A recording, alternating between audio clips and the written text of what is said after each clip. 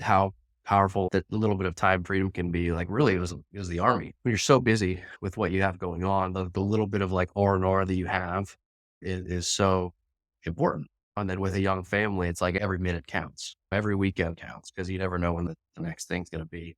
Welcome back, investor, to another episode of Passive Income Adventures. We got Quinn McArthur today. Quinn, you said you were calling in from Jacksonville, Florida. That's right. Suburbs of Jacksonville. How's it going? Yeah. We just got back from the areas where I took my very first real estate investing class and learned how to do seller financing and lease options. And that is what you are into on the vacant land side of things. So I'm really excited to have you to myself for a few minutes to ask all the selfish questions and learn more about what you're doing. So, can you tell us about who you are and the mission that you're on and how your investing career is helping you accomplish that mission? Yeah, sure. Like you said, Quinn McArthur, Ponte Vedra Beach is where I live with my wife and three young kids. We full-time real estate investing, and I know we'll get into the details here, but we recently started a mortgage note fund that we're raising capital for. And it's been tremendous past several years that I've been in that industry.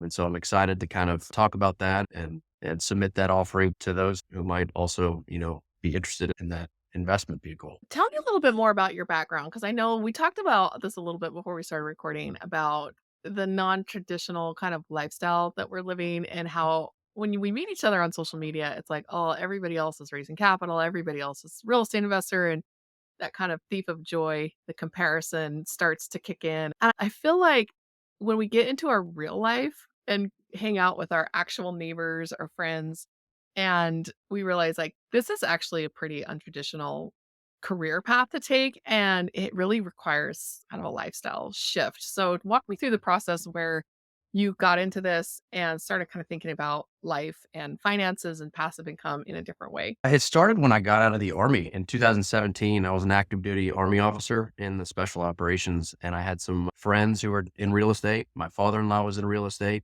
and I saw them doing these cool projects and didn't know much at all about it. So honestly, for lack of better options, I jumped in with one of my buddies. I did an unpaid internship at a development shop down the road. And so I was doing project management, building homes.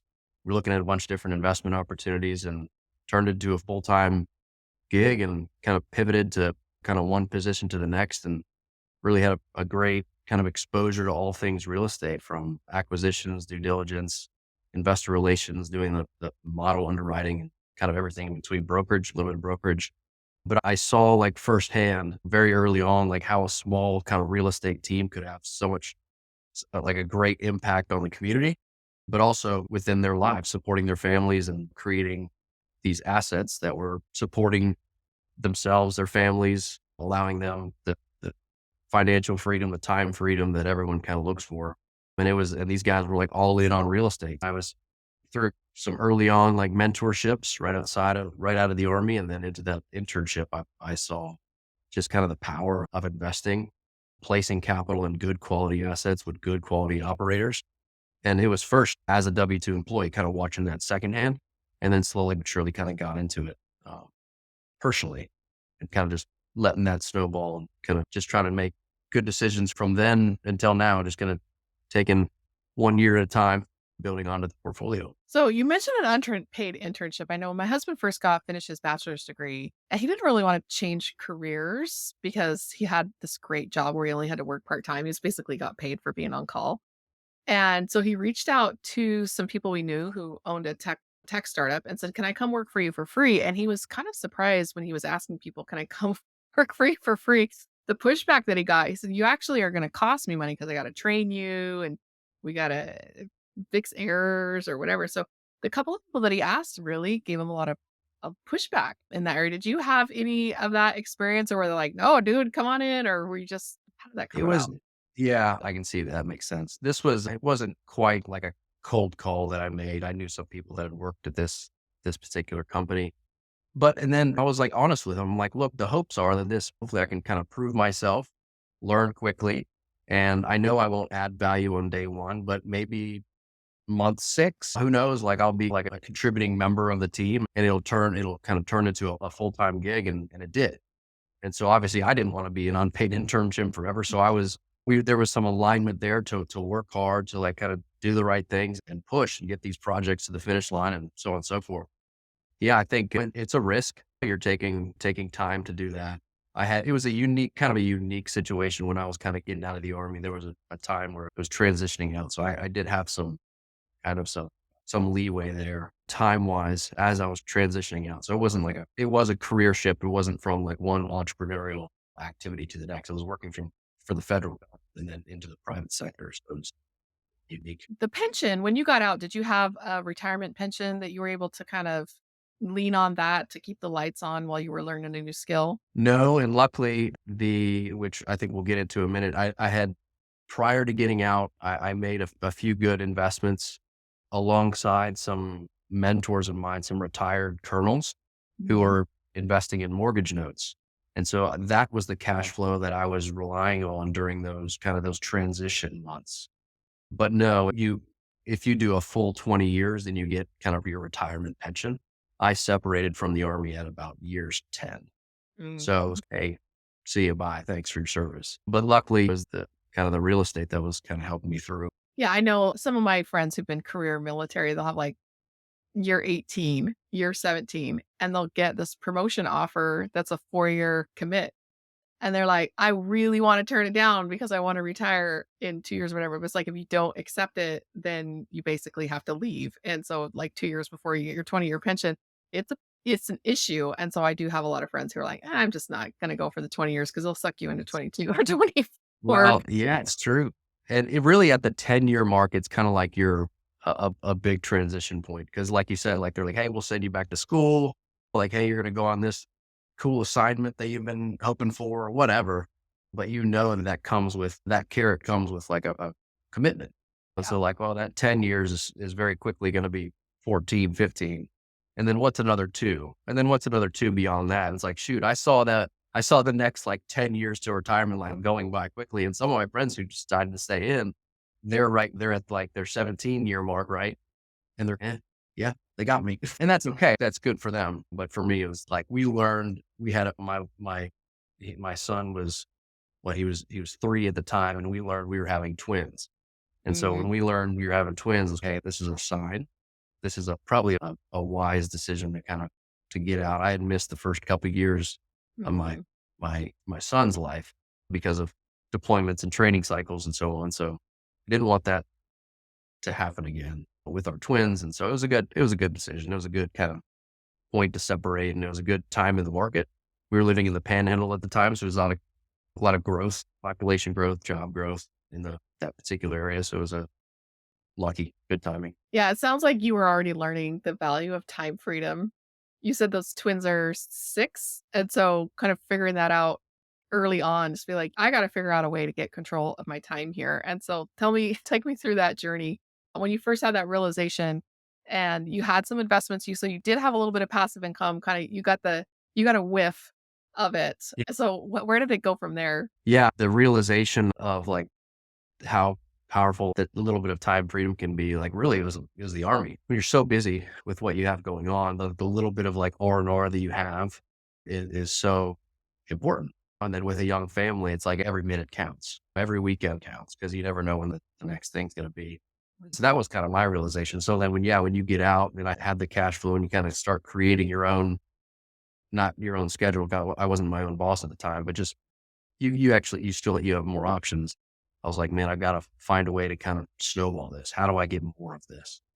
So still kind of on that journey, but it's going well so far. Yeah, my mom was raised career Air Force and she just moved around every few years. And growing up, she loved it. But when I was a kid, she was so over it. And so we didn't actually even travel very much when I was a kid. And so I always had this like the adventure side, the adventures of passive income adventures really was born from that, from being a kid and just wanting to go on more adventures and having a mom who was like, just, I'm over it. Right. And then I realized when I like 20 years ago, I was trying to talk to my husband, I'm like, let's sell everything, move into an RV and just let's go on an adventure. And he's like, how are you gonna pay for it? Like, I'm an IT guy. I gotta have a good internet. He said, I don't know how we would pay for stuff on the road. And so he basically put a challenge to me. He's like, well, if you can figure out a way to pay for it, then I'm in, right? It'll be your show at that point. And so it required a huge lifestyle shift for us to get to this point and being able to do that. And so I'm always curious about hearing about other people's moments where they realize like, I have to shift directions here. Yeah. Well, I don't know. Maybe my situation is a bit unique because I was working. My day job was in real estate, and I saw a Mhm. bunch of different kind of strategies and asset classes and different just ways people were doing different things. But the what I was investing in was just super easy, super boring and passive, and didn't take a ton of time. That mortgage note investing means it's simple math, and Mm. it's predictable, and it's not anything you need to maintain. There's no tenants, there's no asset. In fact, our underlying collateral was always vacant land and still is. And so it was just this super simple, easy business model that I was just kind of in the few spare hours of the day, of the week, the weekend, I was kind of continue. So there was really no like huge lifestyle change to kind of get there. It was more of a slow build for me. And it was, this works. Let me dip my toe and it worked. Let me do a little more. Let me do a little more. And then I saw it really building. And then now I'm to the point where it's like, yes, this is what I do full time. Now I can kind of let go of full time real estate career, do this full time and really put fuel on it.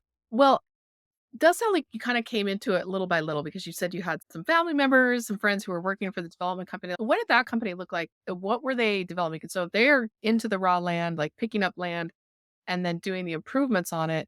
So were you kind of running two parallel activities, one for your development job and then another where you're just holding the notes on the raw land, or how did that work? Yes, the companies that I work for, the two companies that I work for, you're right. It was kind of just like, how do we make money in real estate? Like, what's the asset class? What's the strategy? What's the whole, like, we were pretty agnostic to like the market and the strategy. We saw merits to all different kinds of strategies. So it was like, we can underwrite it and we can understand like how this is going to work and do our thorough due diligence. And we're not like getting pushed into this. Like, we don't have to do this. And it all kind of makes sense on paper. Well, let's take the next step.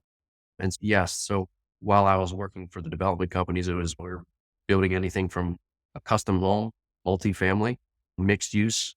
The second company I worked for was doing high rises in dense markets like St. Pete and Tampa and Orlando and big industrial buildings, small bay industrial buildings. So I feel like I was fortunate to have seen a bunch of different kind of strategies, different markets, all primarily in Florida, but one city can look vastly different than the next, all the submarkets around it.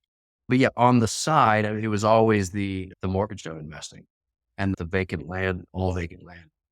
And so it didn't really, the two didn't compete. The two were really their own kind of ventures. They don't really correlate, although some of my due diligence I was doing for land, certainly the skill sets crossed paths to a certain extent, but not a ton.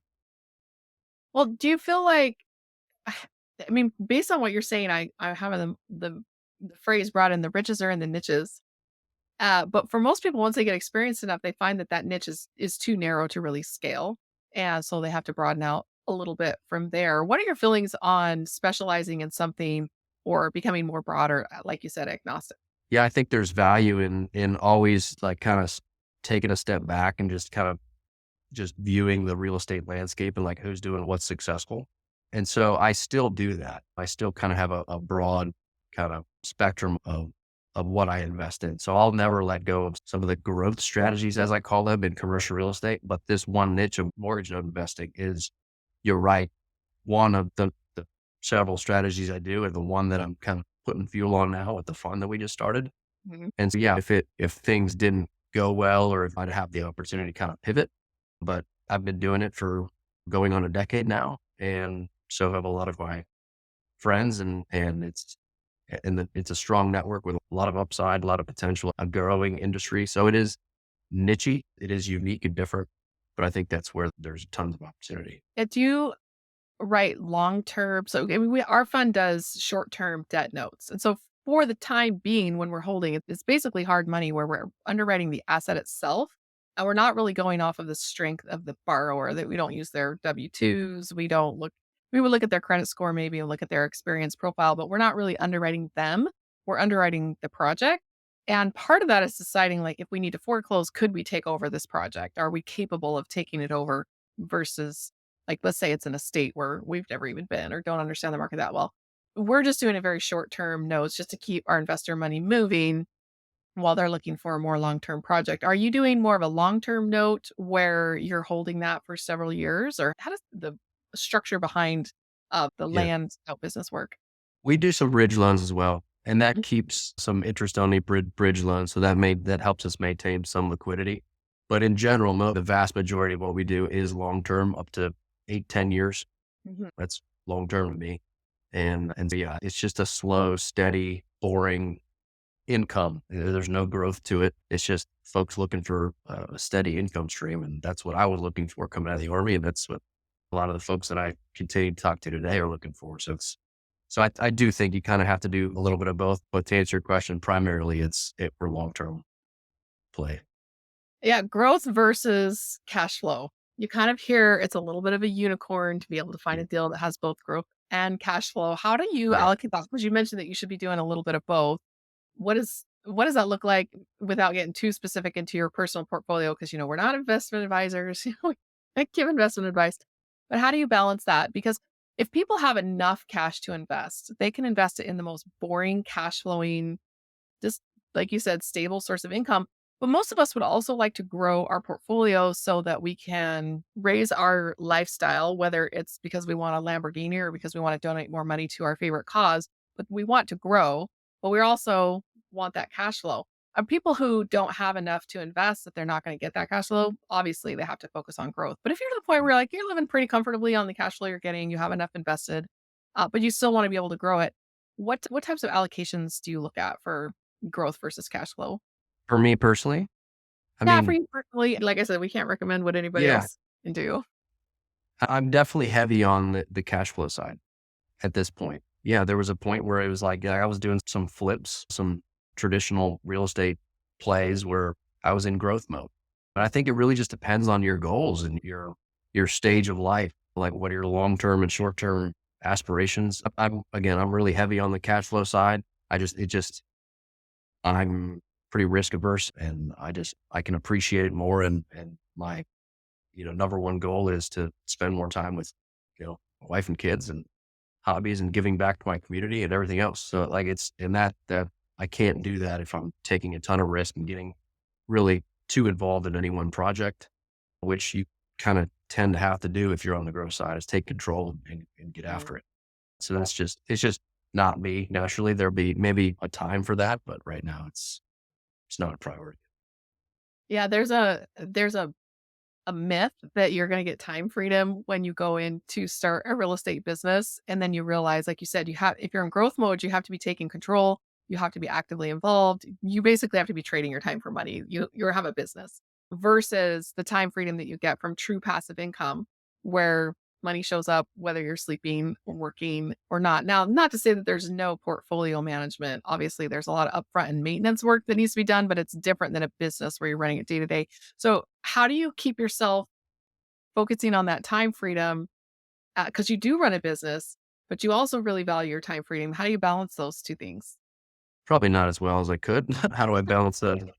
Yeah, I think the story is so common. The one you mentioned about people wanting to get into real estate, and yeah, I'm gonna buy this house and rent it, and it's gonna cash flow, and the tenants are all gonna be good, and they're gonna be fully occupied 95% of the time, and look at my beautiful like model that I built, and this is gonna be great.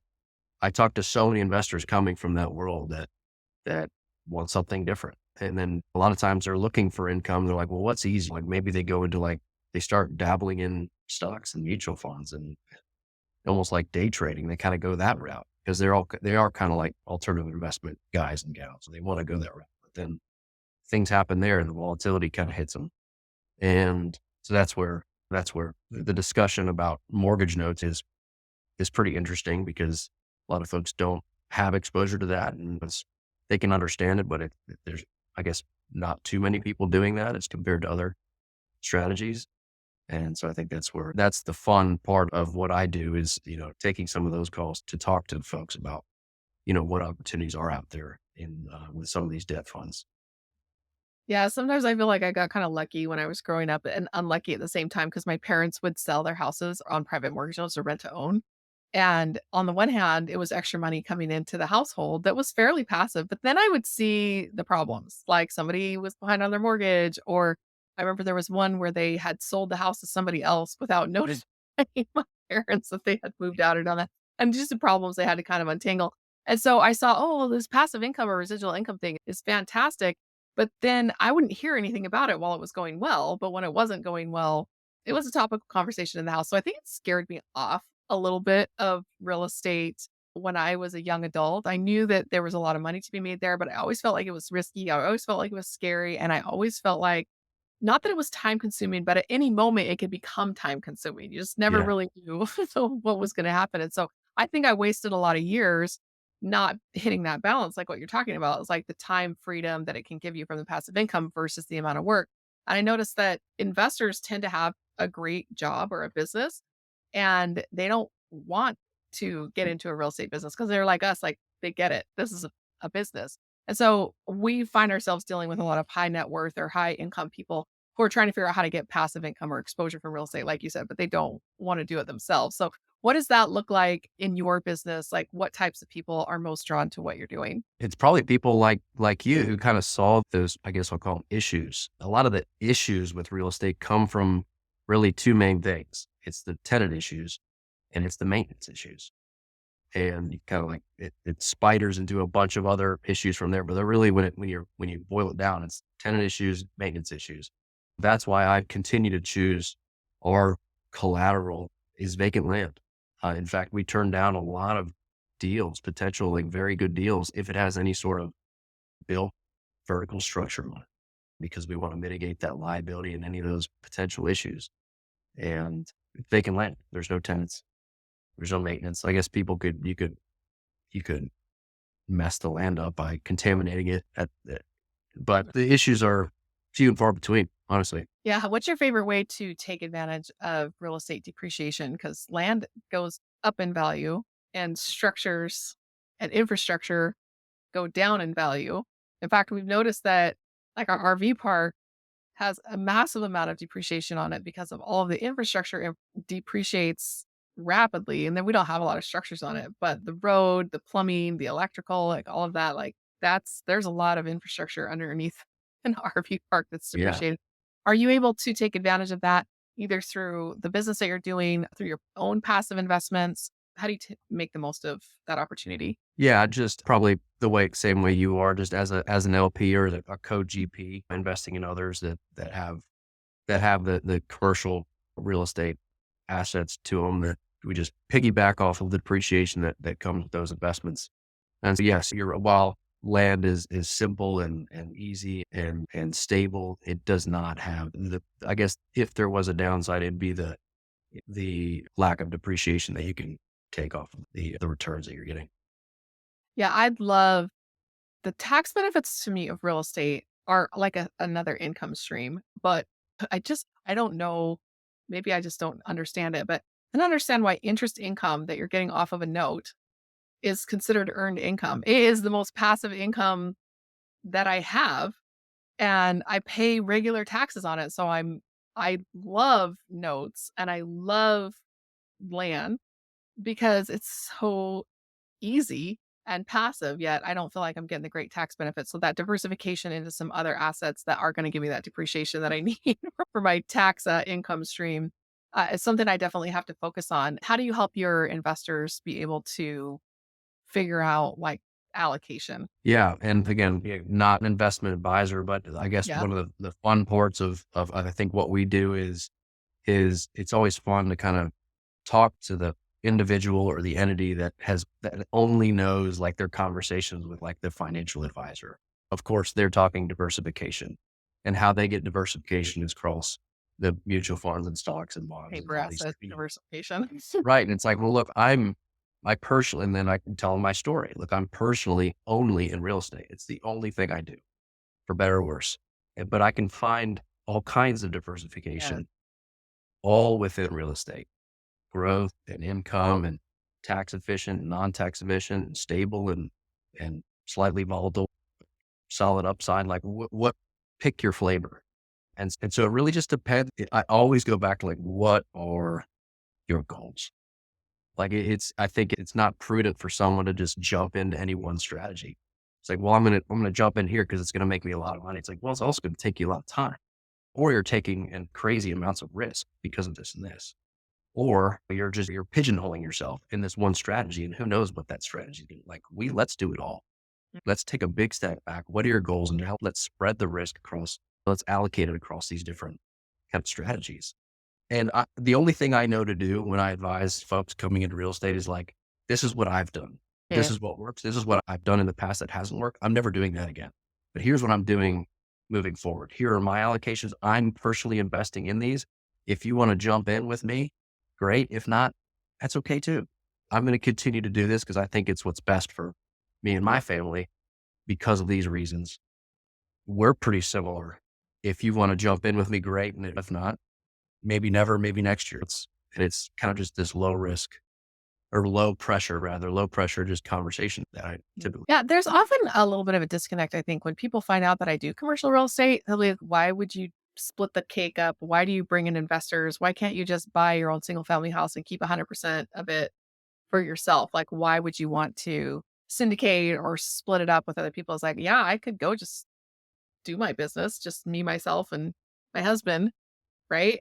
But there's something about the ability to pool capital from and diversify across like who's doing the work, who's putting in the money, and really being able to team up to go do something extremely impactful.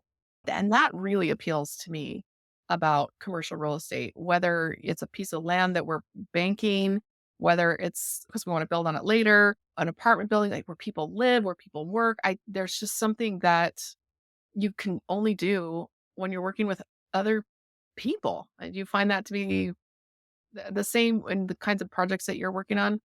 Yeah, totally. And I think for me personally, it's part of my mission is to help others kind of achieve what I'm kind of on the path of achieving. And that is abundant passive income, financial freedom through real estate only. And it's like, it'd always be selfish to like not let others kind of jump in. And it's so easy to allow access through a fund or a joint venture or a limited partnership. It's relatively easy to do that.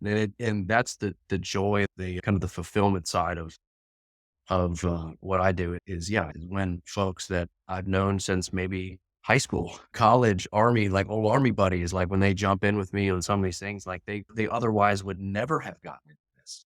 Cause I was like, yeah, you get online and you can see like these deals or these syndicators. It's like, those are probably good deals, but they'll never write a check to these, but they know me. I've Mhm. deployed with, you know what I mean? Like they know me from childhood, like whatever it is. And so like, I'm like, it's fun to kind of be that conduit and then watch these investments, these returns truly like change their life in some ways. And then it's just relationship building. It's I think then you have a partner, you have a friendship, and it's hopefully a long-term thing. Everything goes well, and that's kind of the beauty of it. Sure. So yeah, you could go do your own projects, like, but it's fun. Yeah, I find I get to specialize more when I'm in a team. If I'm It's about how I want to spend my time because I love single family properties. I own several.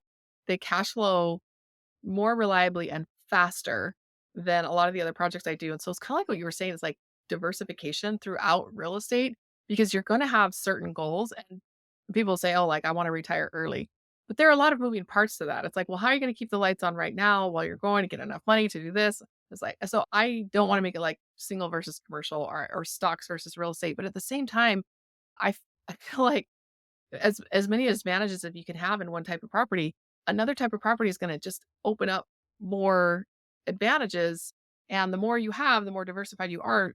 I feel like it's not you're introducing more cons at the same time, right? But the introducing more pros across all of them gives you a more balanced approach, and the cons tend to be mitigated by so many new pros being brought in, and so to me, it's like I get to figure out how I wanna spend my time, and when I'm doing singles, I'm doing everything by Yeah. myself, and I can't really Yeah. specialize or niche in any one thing. Like, my favorite activities in real estate are investor relations, like talking to investors, and if I could Yeah. just do that all day, every day, that's really all I would wanna do, and so I can't do that if I'm in a business where I'm the only person. Yeah. Yeah, I always hesitate when I don't know, like one part of me, like when people are saying they say they only do this one thing. Like I only do X. Like, well, that's great. Like that's your niche. That's what you do. I see pros and cons to that. It's, well, great, you're gonna become like the expert at that. But like what happens when things shift? Like what when people we don't know like what's gonna but so while I kind of talking out of both sides of my mouth, but like as opposed to like the guys that are like, well, I'm going to do this, but like I'm also looking at this opportunity and this and this. It's whoa, you spread yourself too thin. You've got the shiny object syndrome. Like, let's find a balance between those two. Let's do the one thing well, but let's keep our eyes open and let's see like what kind of synergies, like what you do can have with like this adjacent strategy or like maybe the next thing over so that if and when you do have to pivot, you can. So I'm evaluating operators or investment partners. That's what kind of I'm trying to kind of get out of the conversation. It's like, where's your head at? What are your goals? Like, how do you tick? If it's like the next quick buck, it's kind of like, probably not for me. Well, what you just said there, you're talking out of both sides of your mouth, but I think diversification is the ability to talk out of both sides of our mouths. That's how you hedge things. And that's how you're able to say, okay, I'm going to take on the advantages and the disadvantages of this, and I'm going to hedge that with this. And so but we also can fall into the trap of over diversification, like what you just said, shiny object syndrome. You're chasing after this and that. You don't really have any focus. You're not able to really specialize in any one thing. And you're talking about balancing becoming an expert at something while you're still leaving the door open for other possibilities to be coming in. I'll give you an example because you're from Florida, right? We live on a lake. People compare it to Lake Okeechobee. It's a big sport fishing lake, bass fishing, and it's better than Lake Okeechobee. That's why I have to tell all the Florida people there, it actually wins all of the average records. Where is it? What is it like? Lake Fork, it's in Central Texas, just outside of Dallas. I feel like when we're throwing our fishing pole into that lake, like I kind of know what I'm going to catch, right? I don't know if it's going to be a bass or a crappie or maybe a gator, right? But at Yeah. the same time, I feel like I know I'm not going to be catching a great white shark because I'm fishing in this particular lake. So I don't know exactly. Maybe I've baited for a bass and maybe I've baited for a particular kind of time of year and all of that. I'm getting very specific in what I'm fishing for. But sometimes you pull something out that you're like, that's pretty good. I think I'll hang on to that. And real estate to me is very similar because I am fishing for something pretty specific, but in the course of shaking the trees, in the course of throwing in the fishing, Yeah. I like uh, that. other things will jump into the net or jump into the boat, so to speak. So that balance that you speak of, it's a tricky balance to find between hyper diversification, shiny object syndrome, and really deep specialization in something that might put us at too much risk. Yeah. I love that. And I'll probably use that analogy. I'll use it like a few months from now and like forget where it came from. Like, it's like fishing. Yeah. I just made a Try to get, fishing. I don't even like fishing. yeah. That's cool. Yeah. Trying to get my sons into fishing. I'm like the worst fisherman ever, but I think they've caught more fish in the last few months than I have in my whole life. But yeah, they always pull it. Yeah, you never know what you're going to get, but keep putting them out there and kind of, yeah, be open to what you're going to catch. Yeah, you never know what you're gonna have for dinner that night when you're Yeah. when you're out there. I also found that over diversification or hyper diversification comes from a scarcity mindset, and over specialization comes from denial that maybe that thing is not gonna be the thing. There's a tricky balancing act there. Yeah. And I mean, you kind of feel for people who get so in the weeds I mean, they built their systems and their network and their everything, their models, everything. They're around a specific strategy and niche. And it's like, it's almost like cost prohibitive to try to pivot. Mhm. We, and that's like several years in the making.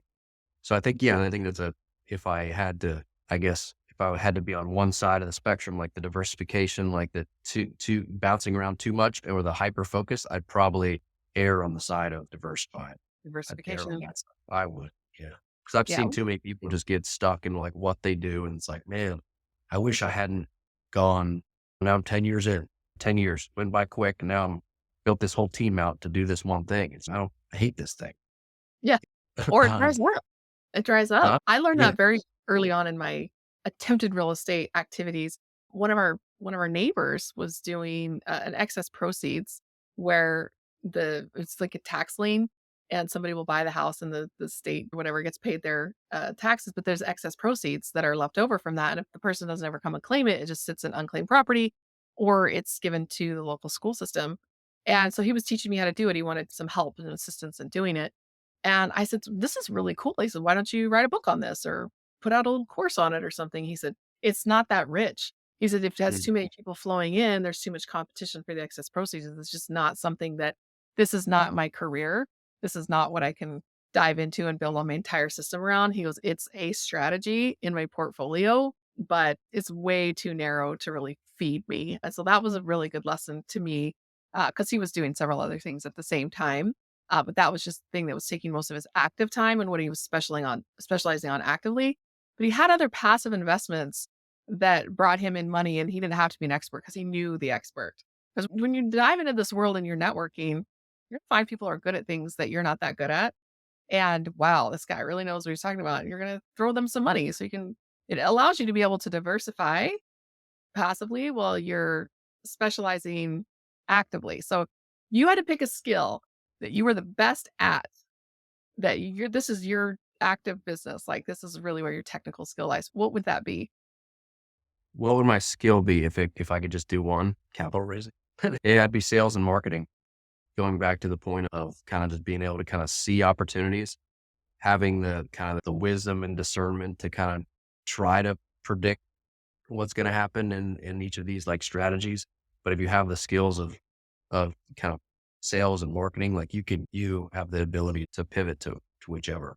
And those that have kind of built skills around particular strategy, then they can't do that. And so I so much value the some of my mentors that I have that do that. And they're growing that skill set because they know that the world is, ever evolving, ever changing. And there's new strategies today that they do that they never thought they would be into.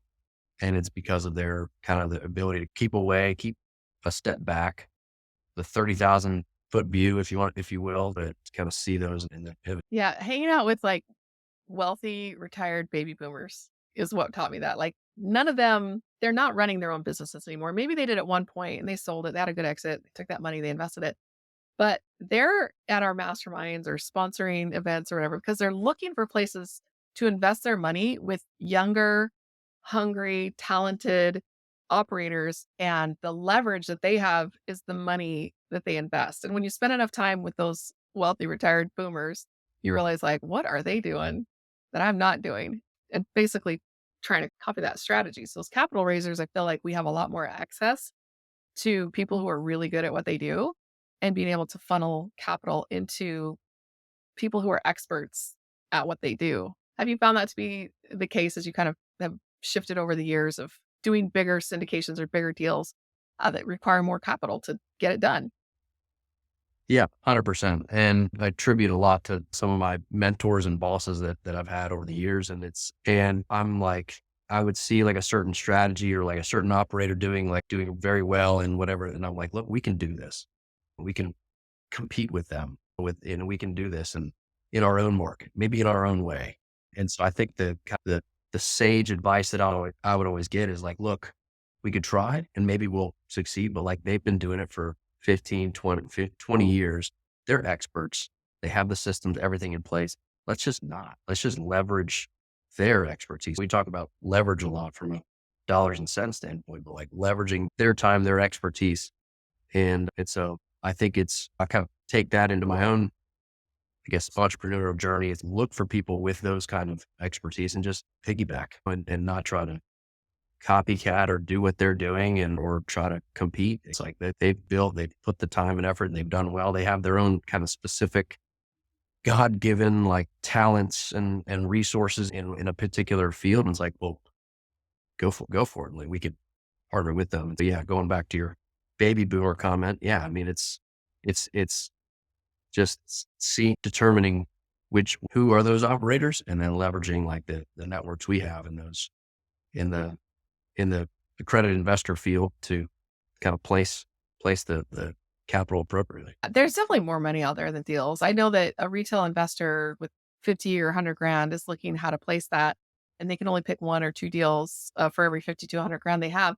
and they're looking around and there's just deals everywhere, right? But when you're looking at more of an institutional level, if tens of hundreds of millions of dollars that need to be placed and they have so much more money than they have deals to be able to put them in, you kind of start to get respect for finding the experts who have the deals and then matching them up with all of that money. So, given that, describe to me what your ideal deal is. For me, because it's more of a kind of a personal thing, because I have the fun going on and because it's not terribly like tax efficient.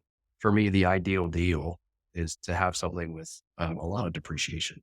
Mm. And so I don't need cash flow, looking for big growth, higher risk, a lot of depreciation right now. And so I feel like what I'm looking for is kind of the things that I don't have as much of. So like I have a lot of like the cash flow opportunities, the stable opportunities. So it's like, what if I had to fill like that bucket with something else? It'd be those chunkier deals, those higher risk stuff that I typically shy away from. But some investors, and kudos for them, are like, look, that's what I'm looking for. I'm looking to turn my 500 into 2 million quickly as Yeah. possible. Most of the folks that I talk to are like, look, I just need a second stream of income. I just want something safe and 90, but the 10% that are looking for something else, it's like, well, those come and go pretty quick. Like the time that the fuse on those are quick. Like I hear what you're saying. Like you got to be ready for that. Yeah, those we call 'em boring. The boring deals, I'm I've been pulling my money out of the more growth oriented deals because for the first several years of investing, we were all about the growth,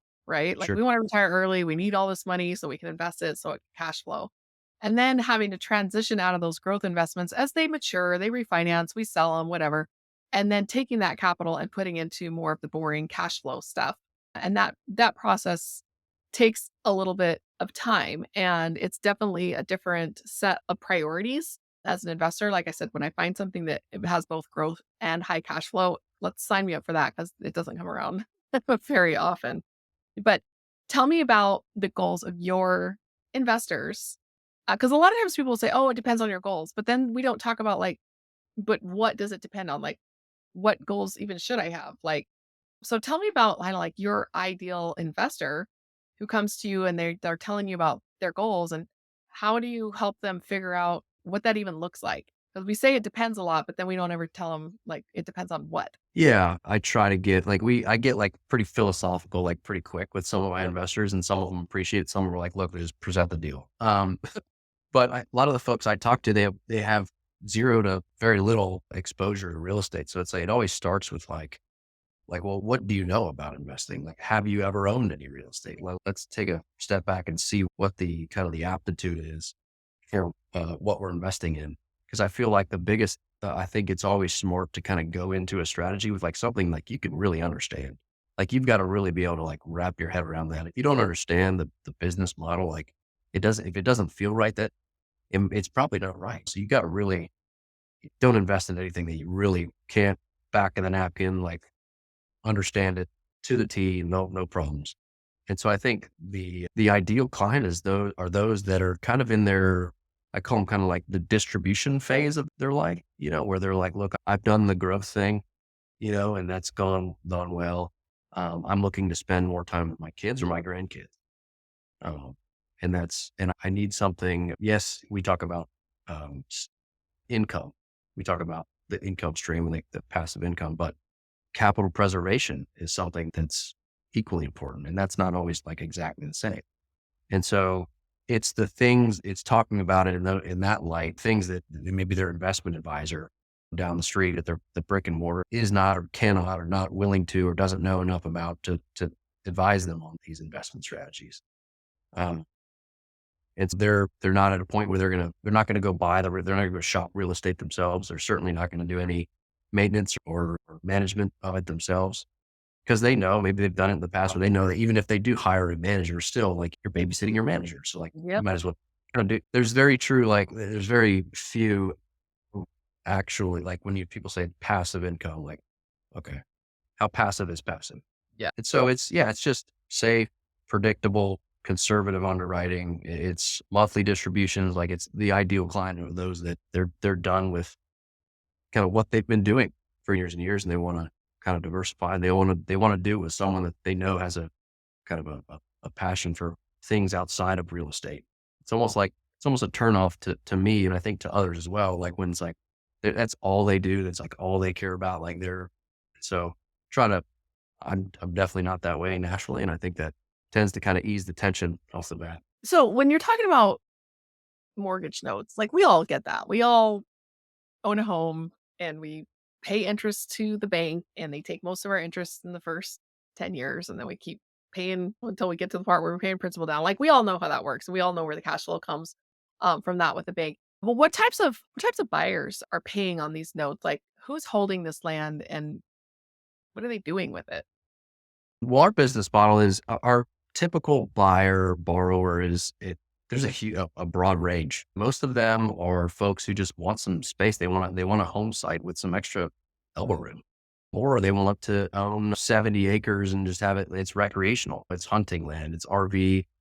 They want to park their RV out there. They want to go hunting with their kids Mhm. out there. Those are some of the deals that are most fun to me because it's like there's a story behind it. Some guy from Texas moves up to he wants some 70 acres in Oklahoma and he knows where the big bucks are and it's like a dream for him. So like kind of connecting the dots and um, those are some of everything from like the hunter to like the nature enthusiast to like the custom home builder, kind of everything in between. So it's 70 acres down to like a half acre, but primarily they're not farmers.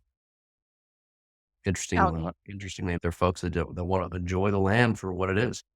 Okay, so outdoor recreation or custom home site on land, and then are they able to build their house on the land, or do they have to kind of get you refinanced out with a construction loan? They'll refi out like with a construction financing at that point, which is common. A year or two into it, they have an opportunity to buy it from us for a low basis. They kind of get into it and they kind of get their plans ready. And when the time's right, then for them, and they get that other lender in there, then we're out of it.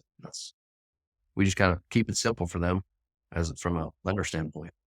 Nice. Do you do any commercial where maybe somebody's land banking? We had a farm near us where a home builder bought it like 25 years ago, and they've just been leasing it out to agriculture for the last 25 years, just banking.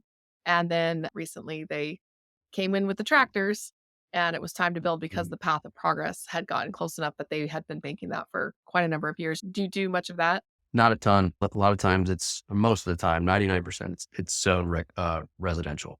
Hmm. We can Okay. underwrite that a lot easier. We know the buyer. We have a strong buyer pools and, a long list of agents that help us move that property if and when we have to, take back that property. So it's residential primarily.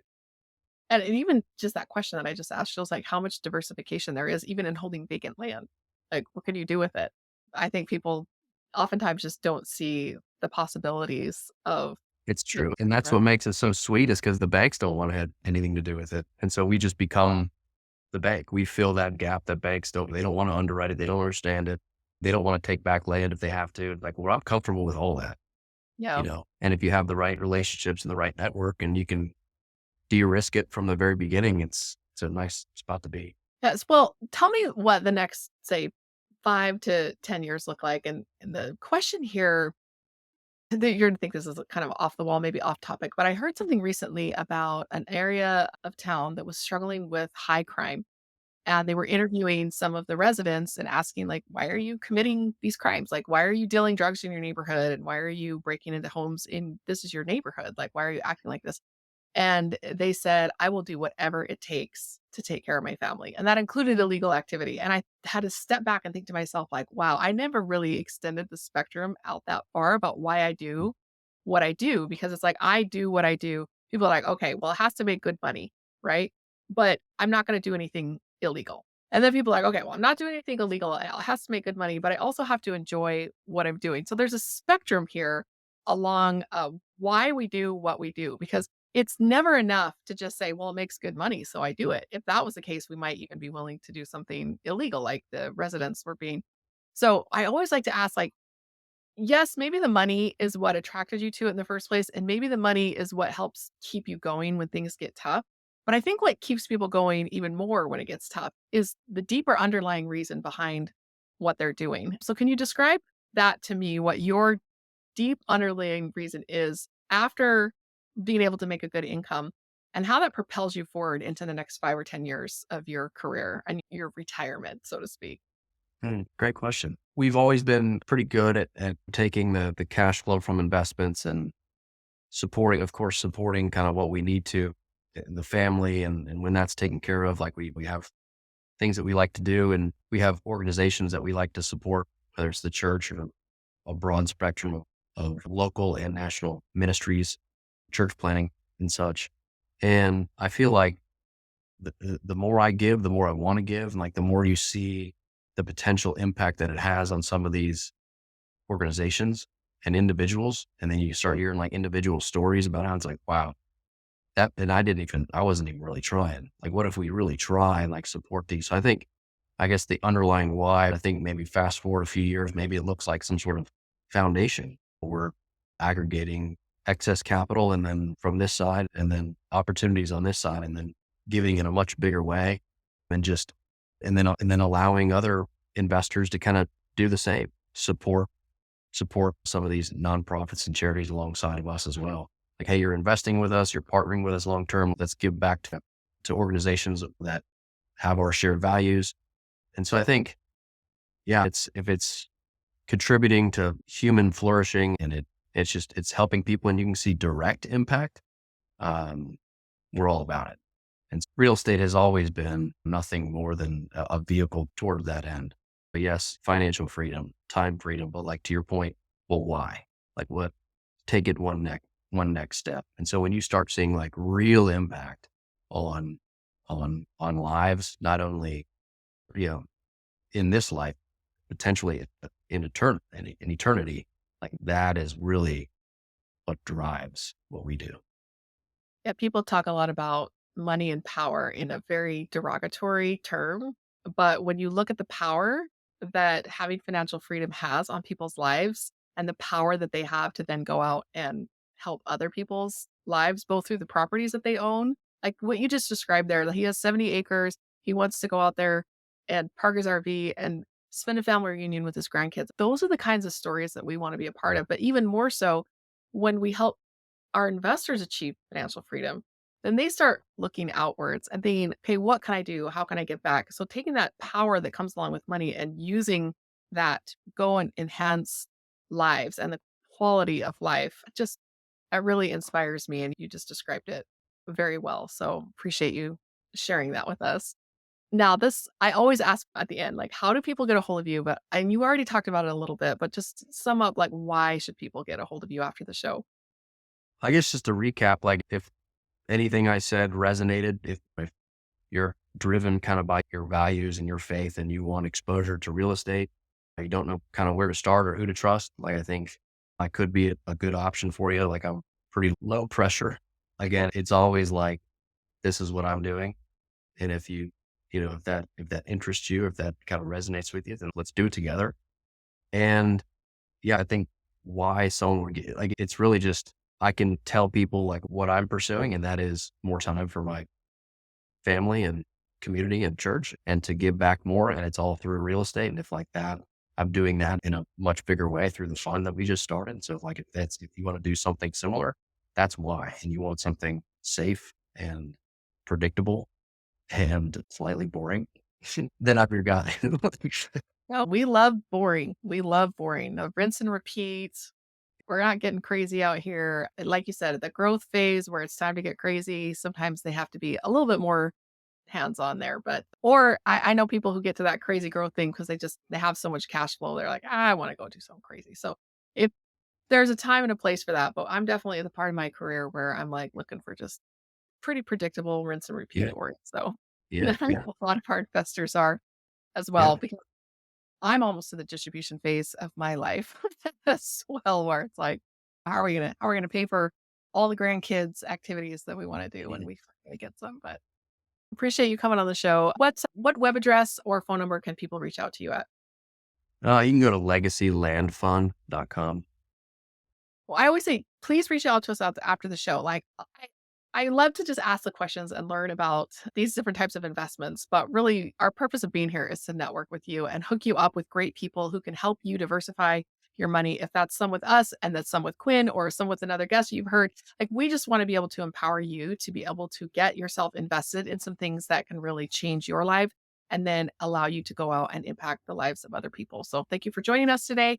Sure, if you want to get on my calendar, go to investwithemma.com. If you want to talk to someone on my team, partnerwithrise.com. You're going to talk to all of us at every point along the investment journey. So partnerwithrise.com will get you on a phone call with one of us and we can just walk you through what we're doing in our fund. Reach out to Quinn and be sure to just take action and get out there and start making some stuff happen. So thank you so much for being with us and we'll see you on the next time. And please be sure to let us know about all of your passive income adventures. Thanks, Quinn. Thanks, Em.